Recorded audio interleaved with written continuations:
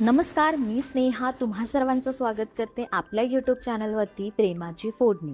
आज आपण असा नाश्ता बनवणार आहोत जो तुम्ही बाहेर कितीही खाल्ला तरी त्याला काही घरची चव येणार नाही।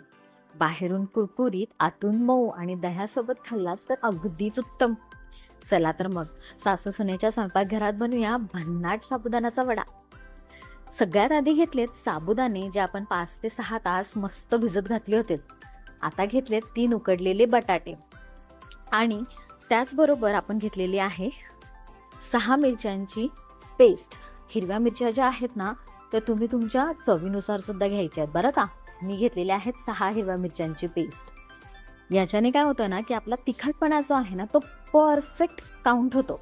आता यात आपण घातलेला आहे जिरं, चवीनुसार मीठ आणि भाजलेल्या शेंगदाण्यांचा जाडसर कूट। हाच आपल्या वड्याचा खरा हिरो आहे बरं का।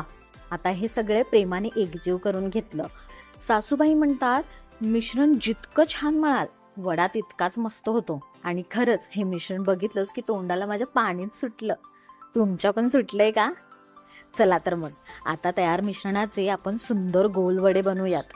फार मोठेही नाही फार छोटेही नाही, अगदी परफेक्ट वडे आले पाहिजेत। अहो तुम्हाला काय सांगू, हे वडे बघूनच वाटतंय ना अजून तळायच्या आधीच खाऊन टाकावेत। मला तर अगदी तसंच वाटतंय। तोपर्यंत आपण काय करूयात की तेल गरम करायला ठेवूया। तेल व्यवस्थित गरम झालं की एक एक वडा अलगद सोडूयात। वडे तेलात पडतात जो आवाज येतो ना तोच सांगतो की आपला नाश्ता एकदम झक्कास होणार आहे। आता हे वडे हलक्या ब्राऊन रंगाचे होईपर्यंत मस्त तळून घेऊयात। बाहेरून मस्त कुरकुरीत आणि आतून अगदी मऊ। संपूर्ण घरभर असा सुगंध पसरलाय की सगळे स्वयंपाकघरातच जमा झालेत।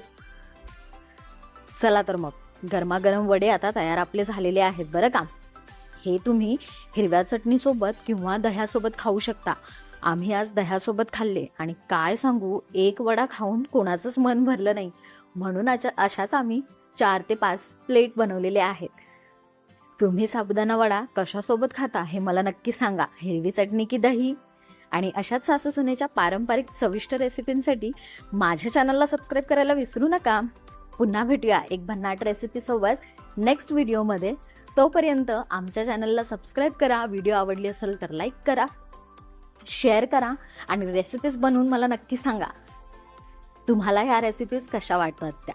चला तर मग धन्यवाद।